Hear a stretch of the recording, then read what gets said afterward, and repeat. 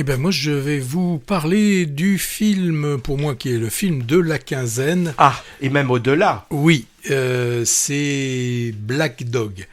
Alors, on est au début, on voit un bus sur une route chinoise à la lisière du désert de Gobi. Et là, de la colline déboule une nuée de chiens de races diverses. Et surpris, le conducteur fait une embardée et le bus se retrouve sur le flanc. Sans attendre que le bus soit remis sur ses roues, un homme, sac à dos, prend la route à pied. Et il va en ville, et lorsqu'il il arrive là-bas, il va être entendu par les polices locales, car on le connaît bien. Il s'appelle Lang, c'est un ancien détenu, et là, il revient, c'est pour ça qu'on a I'm Coming Home, il revient à la maison pour chercher à reprendre une vie normale dans cette petite ville. Alors c'est une petite ville, une ville, je vais plutôt dire une ville moyenne qui est en pleine mutation. Il se retrouve là vraiment dans un environnement hostile, méfiant envers lui, et il va devoir renouer avec ce monde qui a changé depuis son départ. Il va retrouver son père qui est toujours là, mais enfin son père est déjà dans un autre monde. Il reste, son père, seul, à surveiller un ancien zoo où plus personne ne vient, où survivent quelques animaux fatigués, dont un tigre neurasthénique. Lang, dans une vie précédente, on ne sait pas exactement, il a été une vedette, est-ce qu'il a été une rockstar? En tout cas, il faisait de la moto, il faisait des représentations dans ce cirque au milieu du désert.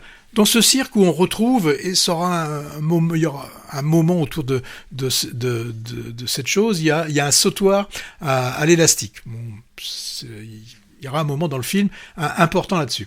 On va lui proposer un job à Lang, c'est d'être employé à la fourrière où ils doivent traquer tous ces chiens errants.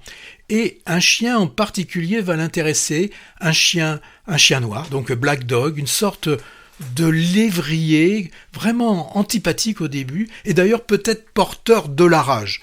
Alors, Lang a été mordu.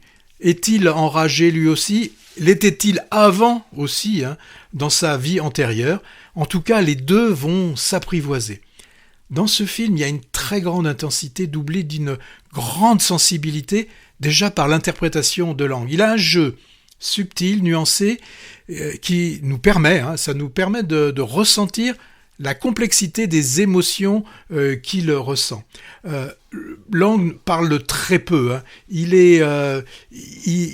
On sent bien qu'il cherche à communiquer, donc il est surtout dans l'écoute et il veut relancer la communication.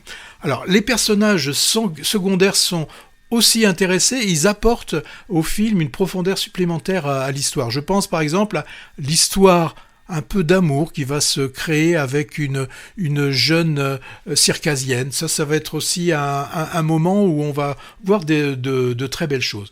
Au niveau technique, Black Dog est une réussite. Le directeur de la photo a su capter cette atmosphère, la lumière de ce désert. Et quand on voit ces bandes de chiens dans le clair-obscur là, des collines, il y a une photogénie éclatante. Donc des plans vraiment soigneusement composés, avec des jeux d'ombre, de lumière, où on a quand même, qui va nous donner une atmosphère oppressante, qui renforce vraiment l'impact émotionnel de ce récit. C'est filmé en scope, donc grande largeur, où on voit cette ville en destruction. Alors, ces villes ont vraiment existé. Ce sont des villes, un peu des villes fantômes. Elles témoignent d'un passé prospère qui était lié au pétrole. Ce sont des villes pétrolières. Donc des villes en travaux, on sent bien que là aussi, il est décidé de faire table rase, de supprimer tous ces vieux bâtiments, et il faut que les gens suivent. D'ailleurs, on voit à un moment donné une personne âgée, et on se pose la question, elle fait partie de l'ancien monde, est-ce qu'elle va pouvoir suivre, aller dans ce nouveau monde? Pour situer l'histoire, on est au moment des Jeux Olympiques de Pékin. C'est quoi, 2018? Non, je sais pas. 2008 plutôt. Je sais pas exactement. Alors, bien évidemment, cette ville, donc je viens de le dire, qui est en travaux, qui peut laisser les gens sur le bas-côté, au travers des chiens, de ces chiens errants, faut y voir une métaphore des humains qui eux aussi excluent de la société, n'ont qu'un seul moyen pour arriver à survivre, justement, c'est de vivre en bande. Donc pour moi, Black Dog est un film puissant, poignant, qui ne laisse absolument pas indifférent. Il a une capacité à aborder des sujets difficiles, mais avec finesse, et puis avec un traitement visuel impressionnant. Pour moi, c'est une œuvre incontournable du cinéma chinois contemporain. J'étais étonné que le film soit estampillé du ministère chinois, parce que ça donne quand même une image assez forte de ce qui peut passer dans certaines villes. Pour moi, donc, c'est une véritable réussite pour ce western, ou plutôt pour cet eastern qui s'appelle Black Dog. Et tu l'as vu 2 fois, je crois. Hein, je l'ai vu 2 fois. Donc ça, c'est un signe. Objet étonnant. Hein, moi, comme si l'univers d'Andrei Tarkovsky entrait en collision avec celui de Sergio Leone. J'ai pensé au cinéaste russe à cause de l'ambiance post-apocalyptique et ses chiens errants. Ça m'a rappelé ceux de son film Stalker dans un décor de ruines appelé La Zone. Et puis Leone m'est venu à l'esprit, bien sûr, pour le côté western. Alors, cinémascope ou Vistavision ? Cinémascope, tu veux dire. Avec utilisation des décors naturels grandioses. Hein. Tu l'as dit, c'est filmé dans le désert de Gobi, entre Chine et Mongolie. Arpenté par une sorte de cow-boy solitaire et taiseux, pas à cheval, mais à moto.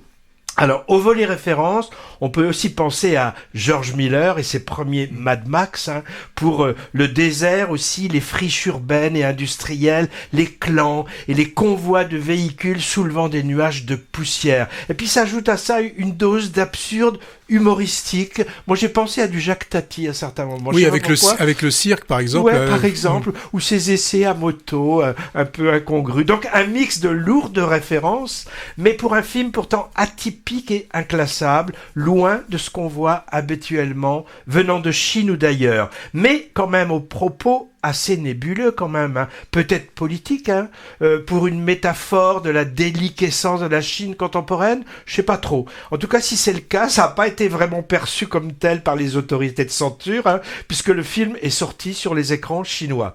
Alors, à côté du prix Un certain regard, à Cannes, qui a couronné l'originalité scénaristique et formelle de Black Dog, le lévrier noir du film aurait pu remporter la Palme Dog 2024. Mais c'est un autre toutou qu'il a eu, beaucoup plus cabotin, celui du procès du chien de Laetitia Doche.